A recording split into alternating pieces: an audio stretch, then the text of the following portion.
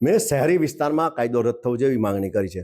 શહેરી વિસ્તારની અંદર આ અસહ્ય ગરમીમાં જ્યારે મતલબમાં 1 કિલોમીટરનું અંતર કાપવા 4-4, 5-5 સિગ્નલો પાસ કરવાના હોય, એમાં 10 કે 15 કિલોમીટરનું અંતર કાપતા એને 1.5 કલાક સમય જેટલો વ્યાપ થતો હોય, ત્યારે 1.5 કલાક જેટલો સમય જ્યારે જતો હોય, હેલ્મેટ પહેરીને મોટું એક ત્રાસદાયક અને આરોગ્યને જોખમરૂપ છે. તો આ કાયદો શહેરી વિસ્તાર માટે માત્ર મેં માંગણી કરી છે. રાજ્યમાં, સુરતની આખા રાજ્યમાં શહેરી વિસ્તારમાં કાયદો રદ થવો જોઈએ. હાઈવે પર તમે બરોબર ઇમ્પ્લિમેન્ટ થાય.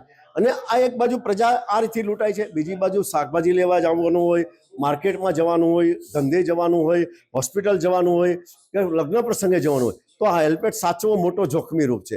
અને એ લોક મારીને જાય તો હેલ્મેટ ચોરાઈ જાય એટલે એને બીજો લેવો પડે ત્યારે પ્રજાને આજે આ મોંઘવારીની અંદર મોટો ત્રાસદાયક છે. પછી બીજો લેવો સરકાર દંડ, પોલીસ દંડ ઉપજે, તો જેથી કરીને પ્રજા આજે લૂંટાઈ રહી છે, ગરીબ અને મધ્યમ વર્ગ, હેલ્મેટના કાયદામાં. જેથી કરીને મેં આ કાયદો રદ કરવા માટે સિટી વિસ્તાર માટે માંગણી કરી છે.